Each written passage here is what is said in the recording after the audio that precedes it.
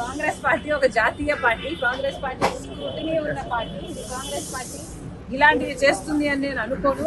రాజశేఖర రెడ్డి గారు ముఖ్యమంత్రిగా ఉన్నప్పుడు కూడా ఇలాంటి ఫోన్ ట్యాపింగ్ ఎక్కడ జరగలేదు. ఇప్పుడు జరుగుతున్నాయి, కేసీఆర్ గారు చేస్తున్నారు, రేవంత్ రెడ్డి గారు ముఖ్యమంత్రిగా ఉన్నారు కాబట్టే ఇది బయటకు వచ్చింది. కేసీఆర్ గారే గెలిచి కేసీఆర్ గారి అధికారంలో ఉంటుంటే ఇది ఎప్పటికీ బయటకు వచ్చేది కాదు. ఒక మాట చెప్తున్నాను, నేను నా ఇంటికి వచ్చి నా ఆడియోను నాకే వినిపిస్తుంటే నాకెంత అవమానంగా ఉండాలి. కానీ ఆ రోజు నేను ఏం చేయలేకపోయాను. కారణం ఏమిటంటే ఒకవైపేమో